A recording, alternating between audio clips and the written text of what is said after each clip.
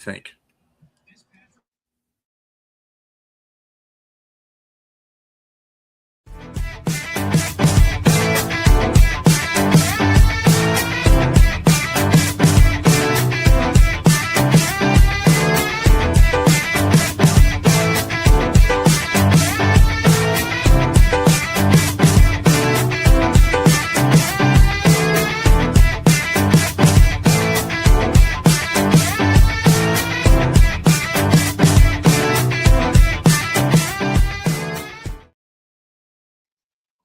Good evening and welcome to the unprofessional professional sports show. What is it? January the 14th. Yeah, all right. I'm together. We're glad. Yeah. January the 14th. Yeah. I am BA. Of course, I have with me James and Keith, who was barely hanging on there. He's a trooper. Came out here with his throat a little bit messed up there, but he's hanging in there with us. Bo is doing his Bo things right now, so he can't be on. But the Bo things. So anyway, I hope everybody's doing good this evening. We got plenty of news to hit on. A lot of football news to hit on. First and foremost, let's go give a shout out to the 2026 College Hall of Famers. Mark Ingram, Ndamukong Suh, and Aaron Donald highlight the majority of them. So that's going on. Quarterback Dante Moore, he decided he's going to stay at Oregon and go to and forego the NFL draft, which is a good thing for him. I'm glad he did that. I know he's going to be missing some money, but hone your craft, young man. Hone your craft. Yeah, Keith, I'll give you the reins on that first. Let you go first. I'm surprised only because he's guaranteed to be in the first 3 picks, and we don't know that he's guaranteed that next year, right? So these guys take out insurance policies. They do lots of other things. So I'm sure he will not lose any money by staying in college and getting hurt or falling in a draft, whatever. I think he should stay and hone his craft, as Brian said. I think it's probably a good thing. I think it caught maybe Oregon by surprise, as they already brought in Dylan say his name. Raiola. Raiola. I'm sure he was surprised by that. You may see him go back in the portal, but he says he's staying and sit behind Moore for a year. I'm sure Oregon fans are happy. I'm shocked that they stayed because of, again, the guarantee of where he would get picked, though. But I think the right decision for the young man, and more guys should probably think about this type of move. Keith, I agree with you that he should have made this move. He's only had 20 starts total with Oregon, and so that's, if you notice, some of the quarterbacks that have had success, like Jaden Daniels and Bo Nix, they've had way more starts than that. We're talking like in the 70s, So I mean, but I guess what I'm thinking is like, okay, I'm not shocked because the Jets are picking number 2, and that's I think somebody may have given him some advice, whether it be his agent or somebody. This is not a team you want to go to. The trajectory of the success of this team hasn't been up for quite some time, and I don't know if it's going to be. Usually quarterbacks get into this situation, they're going to get beat up. You're going to be spending that $50 million for medical bills, probably. Well, the Jets have a history here. I'm not saying that Dante Moore is Peyton Manning, but Peyton Manning stayed in school for another year just to avoid the Jets, let's not forget. And that was 2 decades ago. Poor little Jets. Nothing's changed in 2 decades. And just to go back a little bit, I know you mentioned the Hall of Fame, the College Hall of Fame for those 3 players. In college, all 3 of those guys were just very dominant. I want to give specifically a shout out to Ndamukong Suh. This is a guy that gets a lot of flack for being considered a dirty player, and I for the longest time I've totally disagreed with that. I think a lot of times it's just a matter of, I think maybe he's silly and goofy for some of the things he got caught up in, got antagonized into. But I think this guy was just at Nebraska was just ridiculous. There's a reason that he was up for the Heisman for the Bo knows how to make an entrance. Right. Hey, what's happening, guys? Just wanted to warm up the show for you. That's all. I appreciate that. It took me a little bit longer after hot yoga.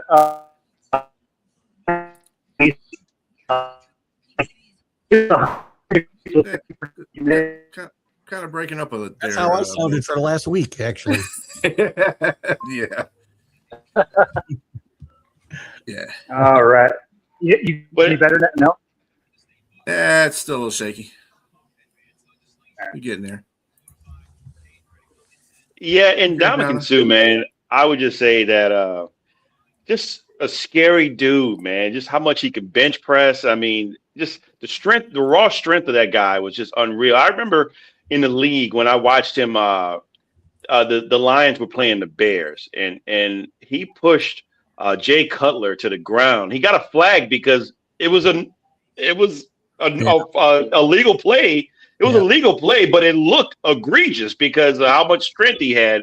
I mean, Jay Cutler, when he got pushed to the ground, he looked like Raggedy Ann or Raggedy Andy. I mean, he looked like a doll when he got thrown to the ground. It was just unreal. I was like, wow, that's one strong dude, man. But I have a lot of respect for him as a player. I don't know him personally, but I mean, so I don't. As far as the dirty stuff, I just can't speak on that. But as a dominant three technique, man, it was just unreal. There was some of that, but it's a shame that has overshadowed how great a player he was in a lot of regards. So he was a great player. He played up in Seattle for a while. Am I wrong, Bo, or no? Did he play in Seattle? No, he didn't play here. LA. No, he played in Miami. Yeah, I thought he was up there for a while. Yeah, that's fine. Yeah, he played in Tampa Bay too. He played in Tampa Bay as well. Yeah. Detroit. Yeah, yep. So Detroit, Miami, LA, then Tampa Bay. Tampa Bay, yeah. Yeah, I mean, unfortunately, he did have dirty plays, and that does kind of overshadow, which is unfortunate because he was such a dominant feature. He didn't need to do the dirty plays that he did, but when he did them, he did it on top of being a physical freak, and you're just like, okay, like that was unnecessary, and so got highlighted so much that really tarnished his career. Yeah, agreed. He wasn't a dirty player. He was aggressive. Stomping on people's ankles and stuff is probably dirty. That's aggressive. Depends on the person. His ankle just happened to be there. He was just mad. Right. Ankle happened to be there. That's all. No, Ndamukong Suh. I mean, I think Detroit fans endeared him all the way up to the time he left, and he actually went. The Lions actually offered him more money, a little bit more money than Miami did, but he still went to Miami. I don't know what was going on with him at the time. He really didn't give it. He gave blatant explanations for certain things, blanket explanations. I don't know exactly what made him go to Miami, but I mean, if you're gonna lose anyway, you might as well do it. I think the geography is probably what would matter there. Yeah. Well, the Lions were a little bit closer to winning than Miami was, but that's okay. We'll just, and that's saying a lot. That's saying a lot for that time, you know. But anyway, yeah, we were just talking about that, and we also talked about Dante Moore, Bo, about him staying at Oregon for another year before to go into the draft. Thought that was a pretty good move by the young man. Yeah. No, I agree. I don't have a lot to add to that. That's a smart move. Yeah, I know that's right. Take the beach over to Coda any day. I mean, yeah, I guess. Whatever floats your boat. Hurricanes too. That works. Hey, if you got no chance at a ring, which at the time neither team did, yeah, I'm gonna do it where the weather's nice. Yeah, sure, Rick. All right. So other NFL news. Well, we're getting into some NFL news. A lot of NFL news. Lots of NFL news.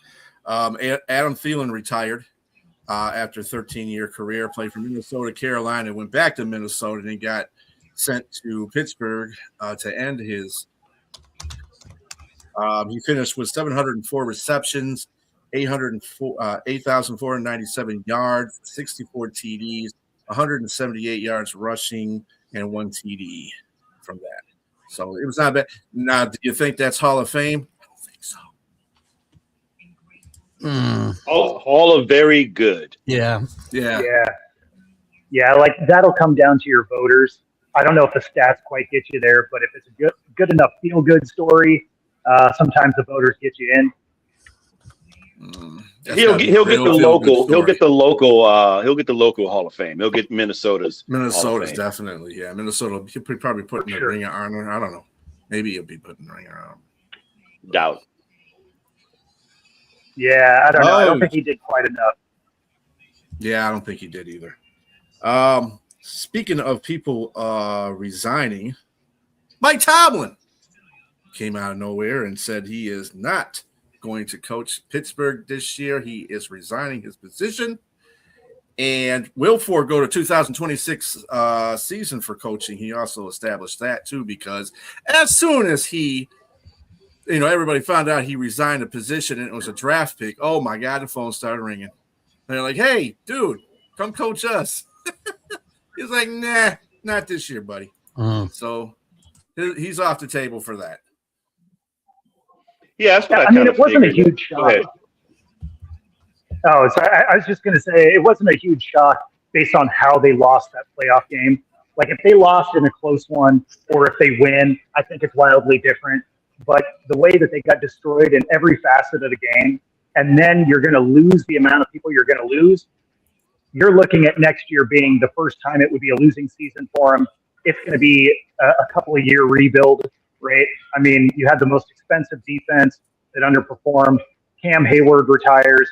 I mean, there's so many different moving pieces of this team falling apart. If you were going to walk away, this is a good time. Yeah. I wouldn't be surprised. Everybody's going to look for his next stop, but we have Bill Cowher watches for the last 20 years almost. He never, ever jumped. And I feel like it's going to be the same kind of situation with Mike Tomlin. I just feel like this guy's not going to come back. He's going to find out what it's like to be away and do some television probably and maybe like it. I could see that, but what I maybe have to slightly disagree is that Cowher went out on top. He went right on top. I mean, he got a Super Bowl. Him, Jerome Bettis, they both were able to get their Super Bowl ring and say, "Hey, I'm out of here." And Tomlin walked into a pretty good team and a pretty good quarterback, Ben Roethlisberger. And I just think that the way he went out this year, I don't know. Maybe he needs a break. He goes and he does it somewhere else. Maybe comes back and with another team and figures it out. If it's a team that like in Atlanta that has needs a little bit more discipline there. Maybe they need a little bit more. Maybe another offensive coordinator there, somebody who can get that defense, and that defense looks good too as well. And they got the pieces there. But Mike Tomlin, to me specifically, overall his career, it's been a very, very, very good career, but not great. I mean, I think for me, the word great or elite head coaches, it's like a handful of people I could put out in names that would be like considered as elite. And I would put him in the boat of like if you compare their records, maybe like a Sean Payton, Mike McCarthy in that realm. Guys that have gotten a Super Bowl ring. They've gotten a Super Bowl ring and they've had a lot of winning seasons. And he's never had a losing season, right? He's never had a losing season. Nope. Never. Not one. Exactly. So I guess he probably when you're someone that has like 5-6 Super Bowl rings, I mean, that as an organization, you still want you want to get back and get to the big dance again and win. And it just wasn't happening with him. And he's probably burnt out. So hats off to Mike Tomlin. I thought he was a very good coach. Agreed. And hopefully, I think he'll bounce back and come back after 26, maybe in 27, and come back and join another team. If not, he can, like you said, go help his son out with football or get on some panel and analyze and talk football.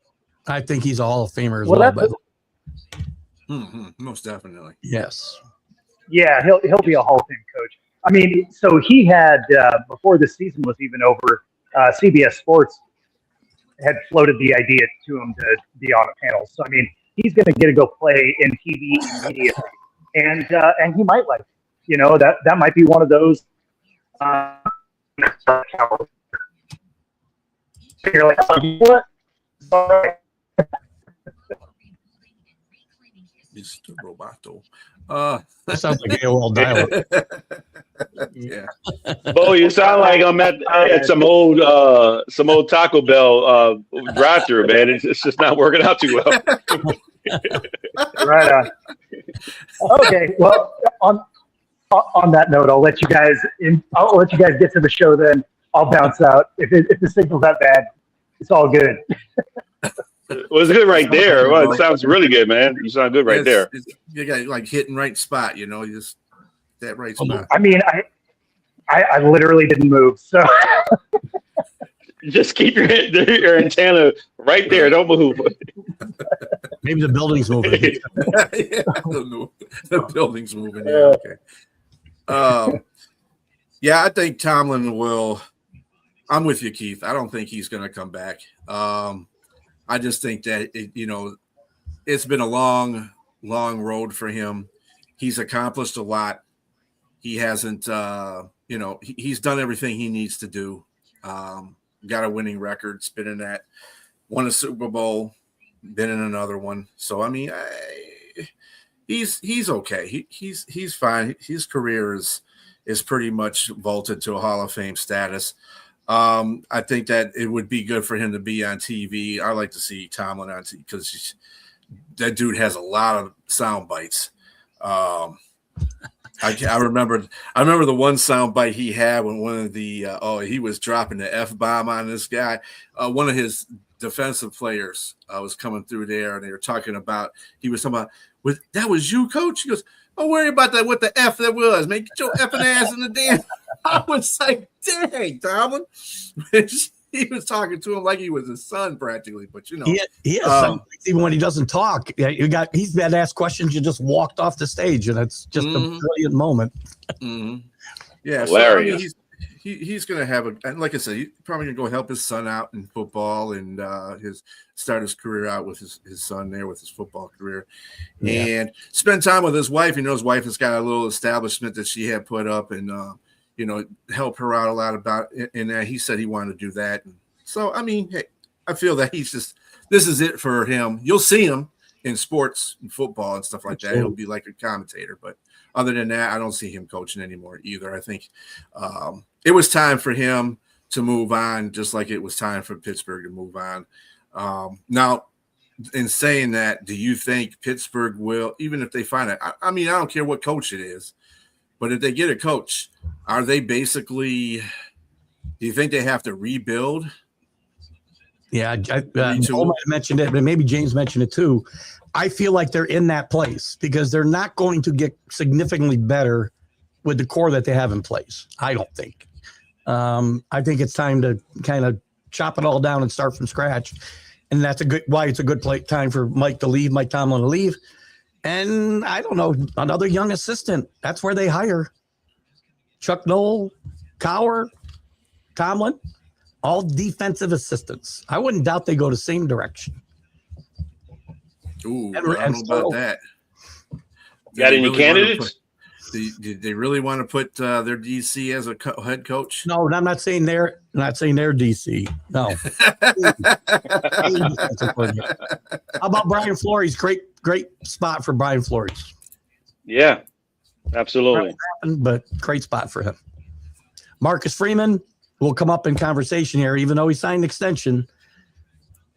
He will come up because Pittsburgh and Baltimore are discussed as the two places, and they're both open.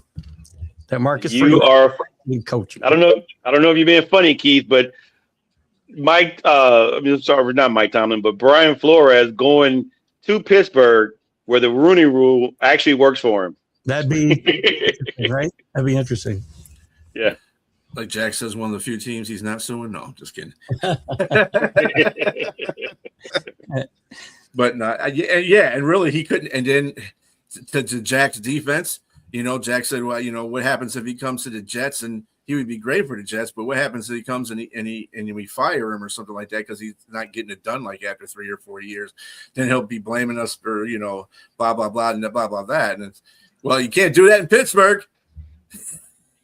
They have that in the Rooney Rule, so. The Jets, man. I mean, everything just need to be blamed on the Jets with their own personal problems in their organization. Right. Not on the coach, not on anybody else. It's the organization. Yeah, I think it was a time for the Jets. Speaking of which, Jim Harbaugh has visited the Giants. His next visit is with the Titans. As teams go on here, it's looking like Mike McDaniels has stopped in Detroit yesterday. I think he's on this route. Is he doing Cleveland today? Is he doing? He's doing Tennessee today, and I think Cleveland tomorrow.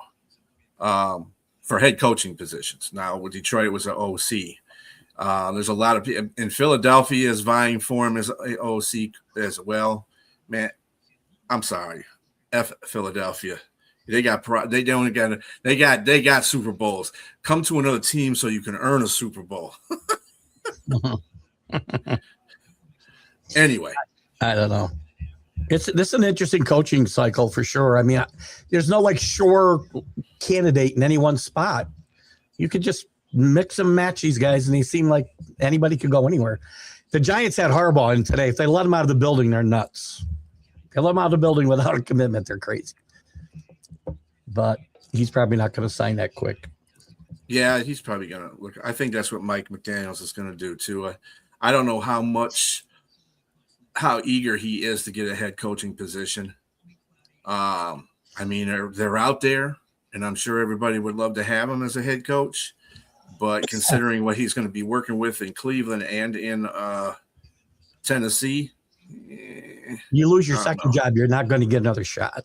You got to pick right the second time. Yeah. He's better off waiting if it's one of those jobs. So just a quick going back to the NCAA football here. We finally have the final two, Miami and Indiana. We'll be playing for the national championship on Monday. I know, Keith, you have vested interest in this because this is your Miami thing, yeah. And I'm sorry, I can't.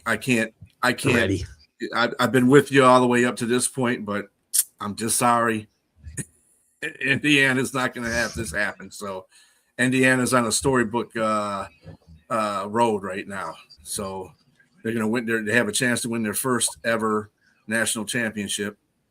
They got a coach that's just outstanding. And that defense, man, I thought the offense was good enough, but the defense showed me a lot in the last game against Oregon. So absolutely. I don't know there, Keith. Yeah, it'll be a good game. I'm not saying it's going to be anything like, Indiana's last two opponents, but it definitely, I just don't see Miami on that height. I think that it's going to be a good defensive battle, though. It could get out of hand. I mean, if Miami brings one of their bad performances in, it could get out of hand, but they don't really do that against better teams. That happens against lesser teams. Miami's more than a touchdown dog here, as they probably should be. Indiana's a great team. All the things you said are absolutely correct. With that said, I can find a path to victory, the same way I did against Ohio State. It's not a whole lot. I'm not saying it will happen. I'm saying there is a path to victory. You keep Fernando Mendoza off the field. You run the football. You don't make mistakes. They play like they played against Ole Miss. They're going to get blown out of the building. You can't have penalties up the yazoo and turn the ball over. Can't happen. You got to run the football, and you got to pressure the quarterback. Get him off the spot and contain him. Don't let him run around. He does a good job of running the football. He doesn't get enough credit for that. You got to keep him in that pocket, but get him off his spot without taking off, which isn't easy, but they did it against saying. Just saying. It could happen. Now, do I expect it to happen? No. But yeah, you do. There's a path to victory here. I have a question, Keith. Is Xavier Lucas going to be out the first half? I do not know. Remember, he was called for that targeting, and so that I know. If he is, that's a big loss for Miami for sure. I'm not seeing that would be the rule. I believe you miss the first half of the next game if it's a regular season. Well, I think the thing that's an advantage too for Miami is that they are playing at the Hard Rock Stadium, which is in Miami. They are in Miami. It's a home bit of a game home for game them. there. Yeah, you know, other than locale, I never felt Miami had this huge home field advantage out in Miami-Dade County, right? It's 20 miles from the campus. It never feels like it's a huge advantage for them. You can see people coming from all over. Indiana travels extremely well, as you saw at the Rose Bowl and you saw at the Peach Bowl. I mean, the place felt like it was full of Indiana fans. And I'm sure they'll bring a huge contingent because they're going to get their allotment of tickets plus. Oh, yeah. But it is easier, no travel, you know. So you've got that home field advantage anyway. Yeah. Look, Malachi Tony is an awesome true freshman. I see the kid just grow up before my eyes, and it just he's got a great future ahead of him in Miami. Ruben Baines has been great on that defense. Yeah, he's been great on that defense. I like the like I mentioned in the beginning of the playoffs. I thought like if Fletcher played a game like he played that first game, the rest of the playoffs, you guys are going to the finals. And look, they rode his back. I think they have like what you said. I like what you said. There's a path. There's a path here. But that offense and defense of Indiana, it's just like every aspect of their team is just. It reminds me of Seattle in the pros. They look like the Seattle right now of the pros. They just got everything that you need. All aspects of the what you need of the game: the offense, defense, special teams. It's going to be tough. It's going to be tough for them, and I think that I'm very interested to see what Carson Beck looks like. I want to see what Carson Beck's going to play in this game. Is he going to do like he did with that key clutch touchdown at the end against Ole Miss, or is he going to be the Georgia quarterback and throw like 6 interceptions in a game or something like that? That's the question here, and I think everything else is in place. I think they can play a very close game and keep it very tight, and maybe either win by 3 or lose by 3. I think the game's going to be close, but it's going to depend on Carson Beck. Yeah, all of those things I agree with 100%. Again, I've said for a long time, Miami, and I'll say it again, Miami's as talented as Indiana. They're as talented as Ohio State. They just don't bring that talent to the field every week because of silly mistakes, penalties, turnovers, right? They're talented, but they aren't as smart. And I've had a problem with Mario Cristobal because of that. That's a coaching problem to me. Mm-hmm. Looked like they overcame it against Ohio State. They didn't have a penalty till like the fourth quarter. Of course, they weren't really throwing flags at all that day, which was nice. But they had 7 penalties for a ton of yardage against Ole Miss, big ones. So it's got to be mistake-free football is the only way you're going to beat. Because this Indiana team is very good, as you said, all around the football field. And they don't make a lot of mistakes. Well, let's put this in another kind of perspective. Well coached. Devil's advocate in this. Indiana's won 15 straight games. You know, you never know. It might be the 16th game might be the one that they don't show up to. It's sad to say that at a championship game, but you never know. It's happening. I mean, 15 games, it happens. Yeah. So, you know, there's that going for them. There's that going for Miami too. That could happen to Indiana too. So Indiana's 25-2. I'll put this out. They're 25-2 in the past 2 seasons right now. I guarantee it. Here's what I'm channeling. 1982. Think 1982. Miami's 4th in the country. They're playing number 1 Nebraska. Nobody gives them a chance. 14.5-point underdogs. They win it and win the national championship. And Howard Schnellenberger doesn't get enough credit for putting the Hurricanes on the map. They were nowhere before 1982. Everybody gives the credit to Jimmy Johnson and Dennis Erickson. Howard Schnellenberger got this ball rolling, and he doesn't get enough credit. And they're going to channel that energy. Kozar. We'll see. That's going to be a good game, though. Like I said, I don't think that Indiana's going to roll over Miami like they did at Alabama and Oregon. I just don't see that. It'll be closer because you got terrific defenses on both sides. I think the only thing that is going to make a difference is which offense can get it going early. I think that Indiana's defense is pretty good. I mean, offense is pretty good. Miami, you're right. They had that shaky sometimes, whatever they want to play that way, they can play that way. And other times it's like, dude, come on, get your head out your behind. Mistakes. If you're just going to bet on a team most likely to make a big mistake, it'd be Miami, not Indiana, because they don't seem to do that. Mm-hmm. My question is, does Michael Irvin have any eligibility left? He can get out there on the field with Malachi Tony and I tell you, he's got energy enough. I can tell you that. Yes, exactly. Right. He can give BTAs all over the place. I want some of whatever he's ingesting before, during, and after those games. I'll tell you. Let's just hope it's not the pink. Let's hope it's not the pink substance, or the white substance, or the white substance, or any substance.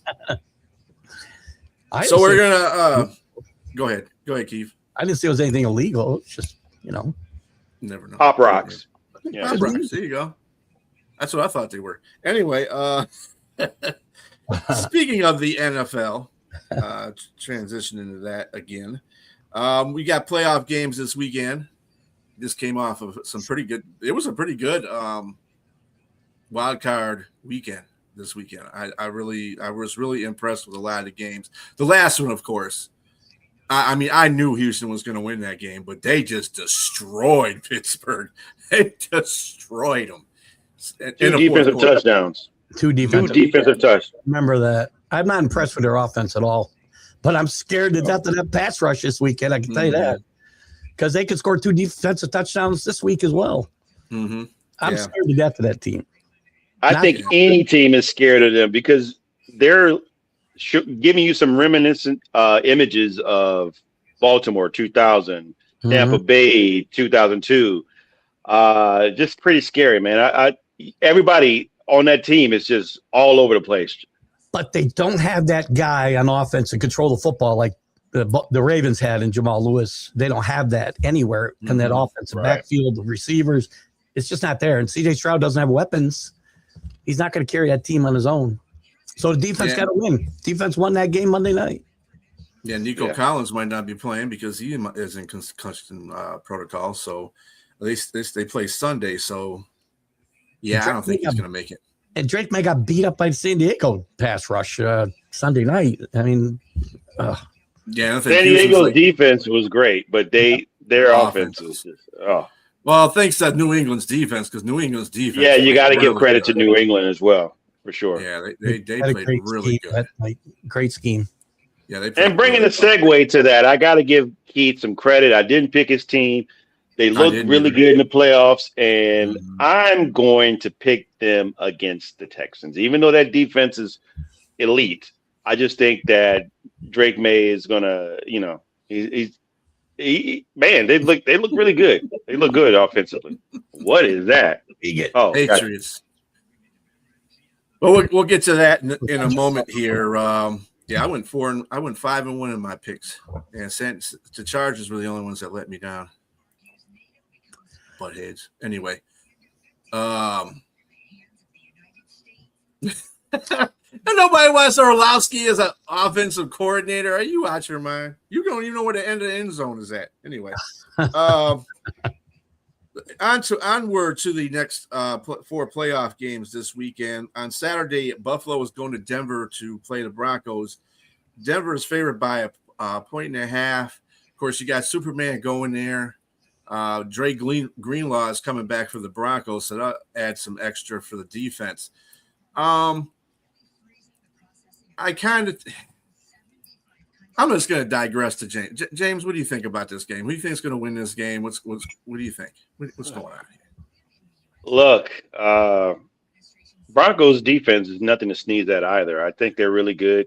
I don't know. Is Patrick Surtain playing? Yes. Yes. And I think he got snuffed out of All Pro honors. So if I'm him, I was Defensive Player of the Year last year, and now I'm not an All Pro.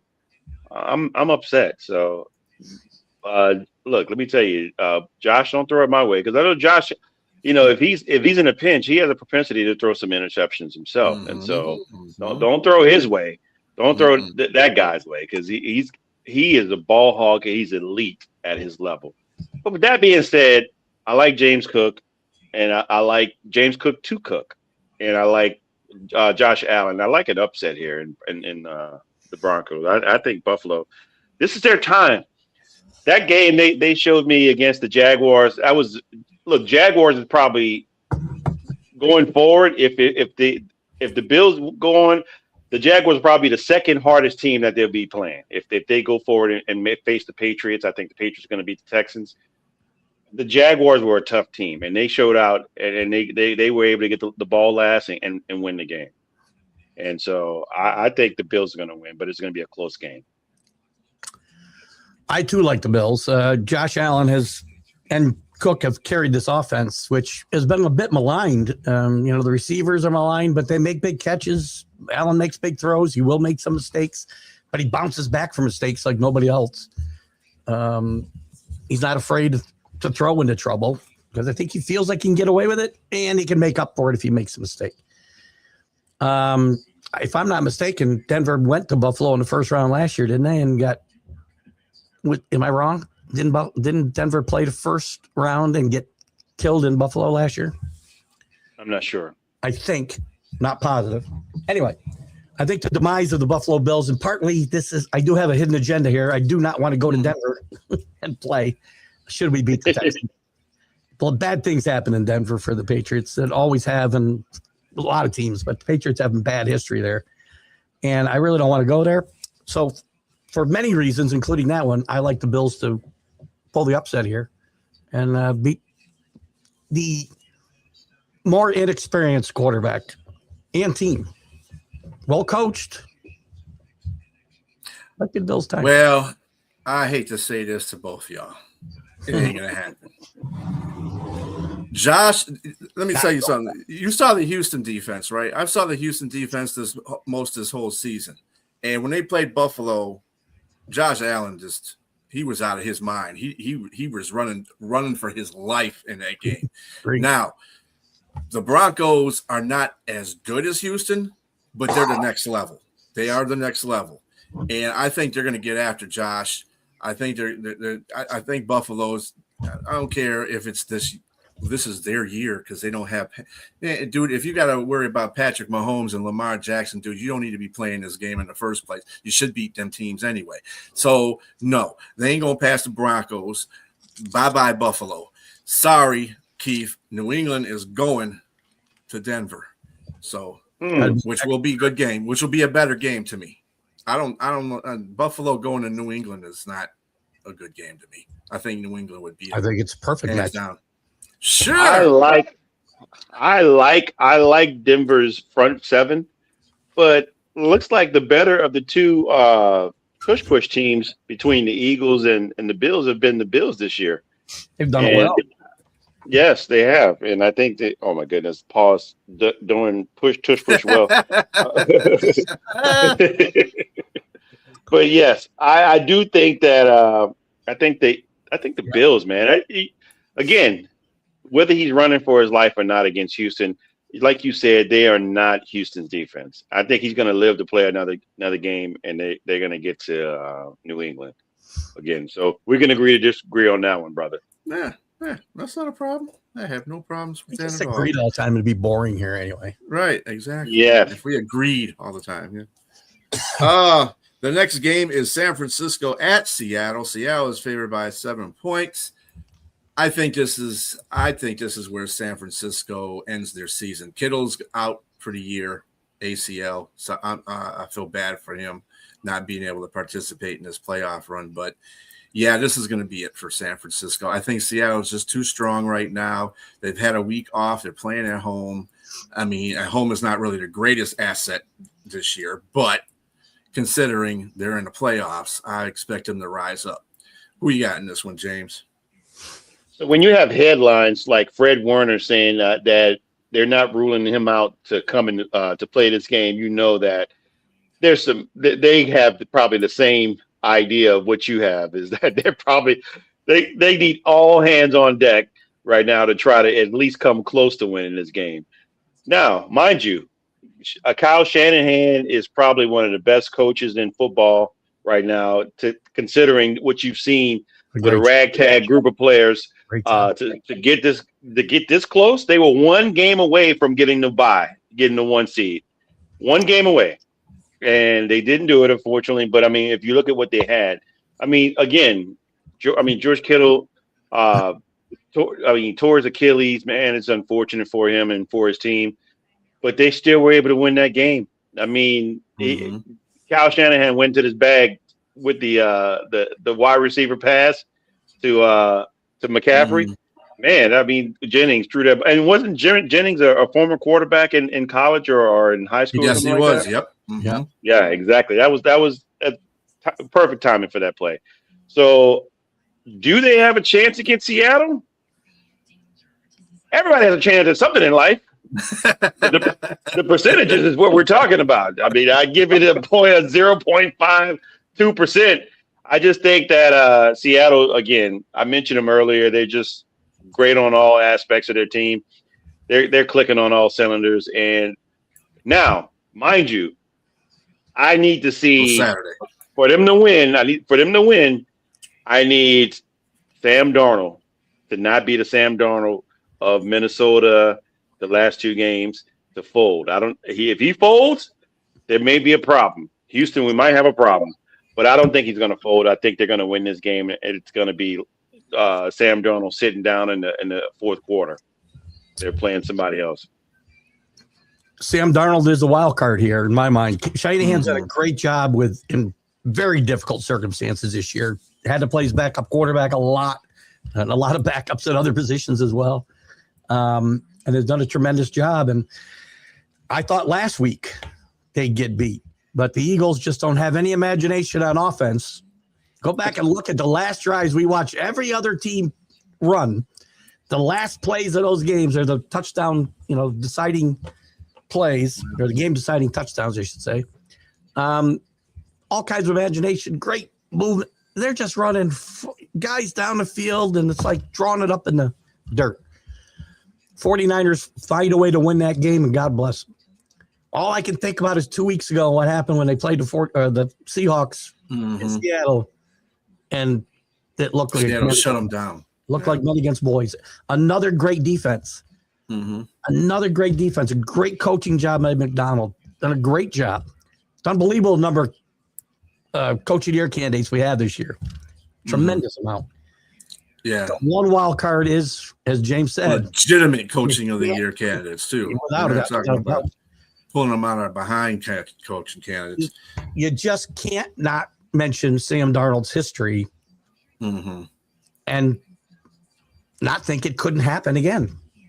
I don't think it will. I think he finally got over that in that San Francisco game. And his defense helps. Having a good defense helps. So I think Darnold could make a couple of mistakes here and still get away with it. So I don't think he's giving this game away. I think Seattle wins handily. Yes, Seattle. Sam Darnold is that guy that you would have to kind of question, see what happens with him, where his mindset is. Yeah. I think he's in a better place. I think he's at home. I think he's got the whole backing of the team. He's got a better defense than he had in Minnesota. I think that's something that helps him out. And actually, when I said the Broncos, I would say Seattle's the second best defense in the league, and then Broncos are right behind them. So that should be, San Francisco's time is going to come to an end, in my opinion. That's just what's going to happen to them. As far as the Philadelphia Eagles are concerned, that's why KC and the Sunshine Band got booted out of there in the first place. So, that's just the way it is. They have no imagination on offense. I don't even know why. The thing that kills me about the NFL is that you always carbon copy things that are successful. And you would feel that if you're a team that was in the Super Bowl, and in the next year, even if you got a different offensive coordinator, you would stick with the other offensive coordinator stuff. You still got the same players. Your offensive line is malaligned, but, you can make that work. I mean, the Lions won 9 games with a messed up offensive line half the season, so I know they could have made it happen.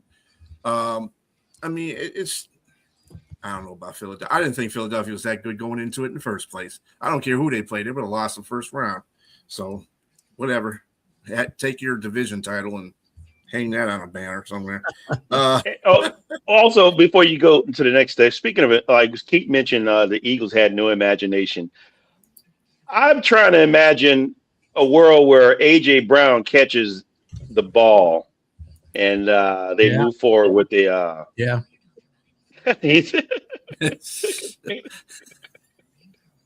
It's the lights, man. I'm in a building where the automatic power goes out. I mean, the automatic lights, they dim if there's no movement. So here I am. This is where, yes, there is lighting. It's just there's no movement. But yes, with that said, AJ Brown, you can't complain, man.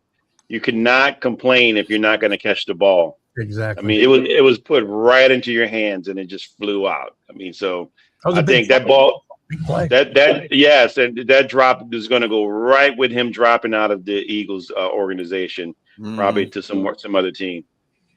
Exactamundo. All right, Sunday's games. We got the Houston Texans going against Keith's New England Patriots. Patriots are favored by 3.5. We'll go with you first, James. What you got? I mentioned like 3 or 4 times that I'm taking the Patriots. I love what I saw from the defense. I was not surprised, but I was surprised at how dominant that defense looked. But they're going up against a better offense. I think the Chargers offense was just putrid. They really didn't play. They didn't have, first of all, their offensive line is hellacious. And I don't know what to say about the quarterback play there, Justin Herbert. Maybe it's attributed to the offensive line, but I mean, at the same time, if you're going to be that guy, you got to be able to elevate your team to do something, at least, I mean, to get more than 3 points. The defense of the Patriots is good, but I mean, it's not. I mean, I don't know. I think Jim Harbaugh is a great coach. He needed a little bit more juice from that offense, and they didn't have it with the running game. I mean, there was no Omarion Hampton in the game. I know they had Vidal, however you pronounce the kid's name, Vidal Sassoon. I don't know. I'm not sure. But yeah, I like the Patriots. I like everything they're doing right now, and I think they're gonna beat the Texans. But it's gonna be tough because that defense is gonna come in and bring it. They're gonna keep the game close. But I like the Patriots to win this game, maybe by 3 as well. I see this game unfolding a lot like last Sunday night's game unfolded. I think it'll be played very close to the vest. Field goals, a touchdown, a big touchdown here is going to make a big difference. The Patriots defense has been pretty consistent all year, except for a couple spots, the second half against Buffalo, for example. Since Milt Williams got back 3 weeks ago, though, this defense has stepped it up a notch. I know they're playing against a Jet team. They didn't have nothing to play for, but they just dismantled them. They dismantled a San Diego Charger team that had a lot to play for, and Milton Williams is a big part of this. And he was in a lot of that stuff going on in the backfield last week. They ran stunts. The Chargers just had no clue what was coming at them. And I read something, I can't remember who it was. One of the Charger players came off and told one of the linebackers, whose name is slipping my mind at the moment, for the Patriots too, that we just had no clue. Really not a good sign for the Chargers coaching staff. We just had no clue what you guys were doing on defense. None.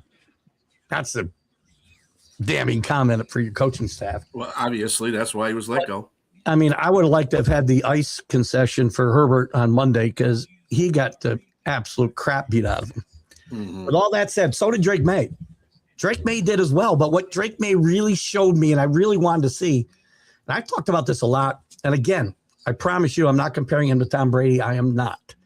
But one thing Tom Brady could do is have 3 horrendous quarters and just eat you alive in the fourth quarter. He'd figure it out. Drake May kind of was horrible for a lot of that game. He didn't play well.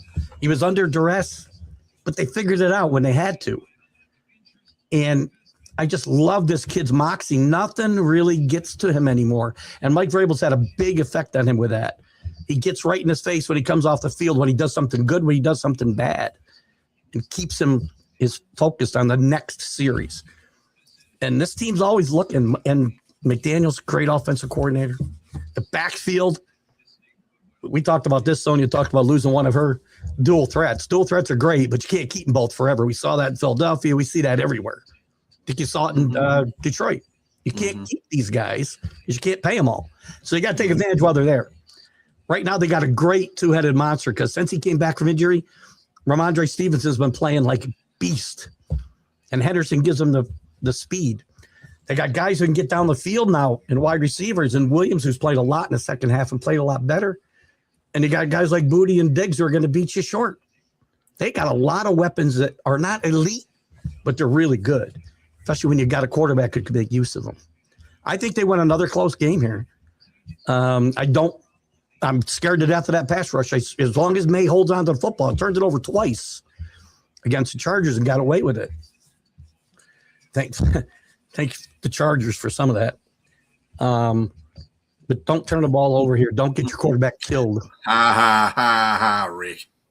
No, that's easy. So national championships. That's all I got to say. Anyway. Again, I had to disagree with both you gentlemen again.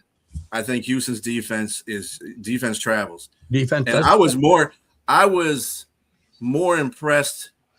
I was overly impressed with what they did at Pittsburgh. I didn't think they were going to, hand it to them like that. I thought, with Aaron Rodgers back there, a veteran quarterback, he would be able to, do something to that defense. But it's like he had no clue. He had no clues what was going on in there, and Metcalf didn't help anybody either, as usual.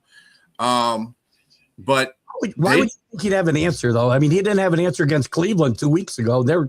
They just manhandled Rodgers that day. That's what I saw. The only problem I have with what you're saying is that they dismantled them, but how often are you going to have 14 points off of defense? You're not going to do that every game. You're not going to get 2 pick sixes every game. It's an anomaly. It's an anomaly.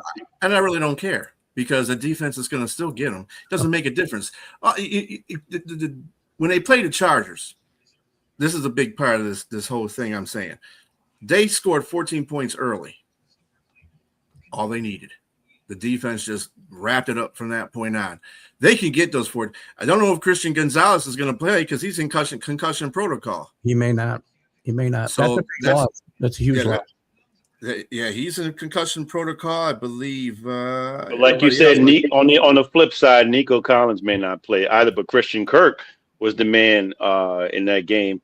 So but I mean, I'm looking for, again, a better defense to play up against this team. And, I don't know. I mean, no, that's not true. I mean, I thought the Chargers defense was good, but they got wore out.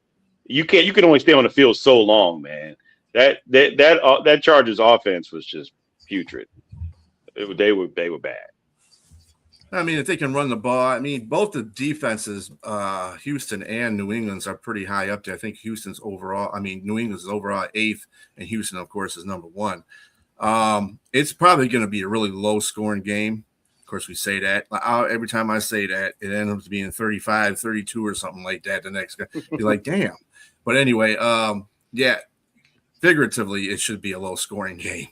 Yes. So I just think that Houston is going to have more offense than more defense than Patriots are going to have offense, and that's going to be the telltale. They're going to force May into a couple of. Got to remember he's a second-year quarterback, so he can make those mistakes.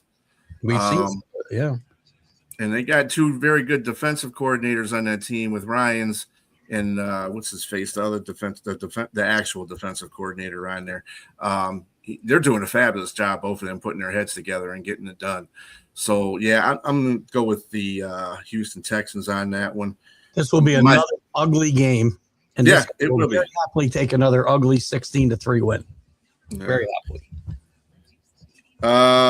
Okay, last game of Sunday's slate is the Rams going to Chicago. But before we go into that, did anybody have a problem with Ben Johnson and him saying "F the Packers" in the locker room? No. Okay, because people said that was disrespectful. Well, people disrespect people all the time. It was mostly Green Bay, but you know, I get Green it. Bay, yeah, I get anyway. it. You know, these teams, they don't like each other. The Lions don't like the Packers or the Bears either, right? I mean, that stuff's going to happen. Emotions take over. Who cares? Cry babies. Yeah, it's not a big deal. And the Rams are favored by 4 over the Bears. Who you got there, James? Look, I know we don't have a lot of time left here, but Got plenty of time. the Bears, if they have an opportunity to win here, they got to do it better in the fourth quarter game, not fourth quarter game. You cannot leave it up to 25 points in the fourth quarter and then start turning it on around that time. You got to, especially against the Rams, you're going to have to play it, and you're going to play a full court press and play a really good game. And you're going to need that from Caleb Williams. You're going to need him to be outstanding because he's going up against Matthew Stafford, a guy that's got his running backs. He got a dual threat and running back in the backfield with Blake Corum and Kyron Williams, and then and you got Puka Nacua and you have Devontae Adams and that tight end that got the 19-yard touchdown at the end. Man, yes, been up, yeah. Yes, he mossed the guy at the end. I mean, that was just incredible. So I don't know. I'm going to go with the Rams here because I don't trust the Bears. I don't trust them. I like, as much as I like to see them try to win a game like this, I don't trust them. And I like Ben Johnson too. I liked him when he was with Detroit, and I like him now. But I don't think they're ready yet. They gotta get over the hump here. But McVay and that team's going to win this game. Yeah, I know when Brian goes, I'm bucking the trend here. I'm going to tell you the Bears got over the hump last week. They got those playoff jitters out of the way. They got behind. They've gotten behind a few times. You're right. You can't fall behind again by 21 or whatever and expect to come back here and score 25 fourth quarter points. Won't happen. But I don't think they're going to fall that far behind. They might get behind early in the game. But I think coming back obviously gives you sometimes a false sense of security. But I think it gives you confidence you're not out of games either. This team is not going to believe they're out of the game. They fall 2 touchdowns behind. I wouldn't want them to do that if they want to win the game, obviously. But I think Caleb Williams is growing up in front of our eyes. I really do. And I think you got to get that. There's a hump you got to get over. James mentioned it. They did get over it last week. The stage is a little bit bigger, but they're still at home. They're still at home, which is a big deal. The Rams haven't played well outside. On the East Coast, wherever we are, Midwest, Mideast, whatever you want to call it. I don't know what weather will play a factor. Hopefully it does if you want the Bears to win. I like the Bears to win this game. If they lose, I think it'll be very close. Betting-wise, I'm betting. I'll take 4 points in the playoffs at home almost every time, especially with a team as talented as this one. They're young. James absolutely right, but I think they got over that hump last week, and I think they stay more in control early in this game and don't fall so far behind. And the Rams haven't played great. They're lucky to get out of Carolina with a win. They haven't played great in a month, so there's nothing there to tell me they should be 4-point favorites on the road here against a division champion, one of maybe the toughest division in football. Well, the West is pretty tough, actually. Just because every team went over 500 doesn't mean they're the toughest division in football. I think that was the NFC West was going to be the one that does that. But anyway, I was trying to get a reason why. There, I pass it off to you, Brian. I just think Stafford is chomping at the bit right now. Looking at that secondary right now, the defense for Chicago is still horrible. It's horrible. It's horrible. Unless they get a turnover, that's what makes their defense. If they can't get a turnover, their defense is horrible. I mean, the Lions beat them in the last game when they had something to play for. They're horrible. They're horrible. So, I mean, you're right. Caleb Williams has done a lot. Ben Johnson has done a very good job with that offense. I mean, the first thing he came in there to do is set that offensive lineup, and that offensive line has been playing pretty well. Caleb Williams has had time to do things, and when he doesn't, now he's making better sound decisions. Agreed. Still playing in the sophomore year, so he still kind of does fade out once in a while. But Rams defense to me is better than Green Bay's defense. The only reason why I'm saying that because they didn't have Micah Parsons. It probably would have been a different game if Micah Parsons was in there for Green Bay, but the Rams have their full complement of defensive personnel. And I think they're going to make it a little bit different and difficult for Caleb in this one. And I just think Stafford, you can say that they didn't play well, but with this team, I think how Stafford plays is how that team goes. If you remember the first time they played in Carolina, Stafford had a horrible game. He had a pick six, and he lost the ball when it was his turn to take a drive down the field. He had an interception in the Carolina game. But when he got the ball this time, he did not make that mistake. And he went 7 for 8 in that drive. And like I said, the one pass that was dropped was to Devontae Adams. It was dropped to Devontae Adams. Other than that, he just cold as ice went down the field. And that's the Stafford that he'll make a difference if it's cold. A lot of people say, oh, they're not a cold because they play in a dome. Stafford's beaten Chicago in Chicago before. Actually more than once because, we did get one stolen away from us in the Calvin Johnson rule. But anyway, the point of it. Why did we get there? Jeez. I just see Stafford having his way with this defense. I don't think he's going to make that mistake at this time either. I think they're going to be on a crash course with Seattle. So I got the LA Rams in this one. I'll say this one last thing about that. The Bears don't want Stafford to have the ball with a chance to win at the end. They do not. They do not. Mm-mm. They need to be. I think for Chicago to win this game, they have to have a heck of a lead. Yeah, like a 2-touchdown lead, and they need to keep that lead. That defense needs to play. Yep. I can't believe what I heard in the last game when they were playing, and they were talking about, oh, this looks like the '85 Bears defense. I'm like, what? Come on.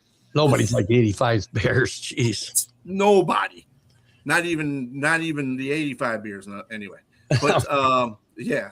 So I mean, the defense has got to hold it down. They got to have a 2-touchdown lead. So to me, for them to win. On that note, we are going to get out of here, guys. It was great to have y'all. Thanks, Keith, for hanging in there with us. He's got a show with Sonia. Guys. That's okay. He's got a show with Sonia tonight on the Prim and Proper Sports at 9:00. Tune in for that. And of course, tomorrow is Thursday. We're going to have Pink Fanfare and her show tomorrow with the Superfans Thursday. We're going to have the Jacksonville fans on there, Superfans on there. So catch that tomorrow at 9. And we'll see you soon. Everybody, have a good night.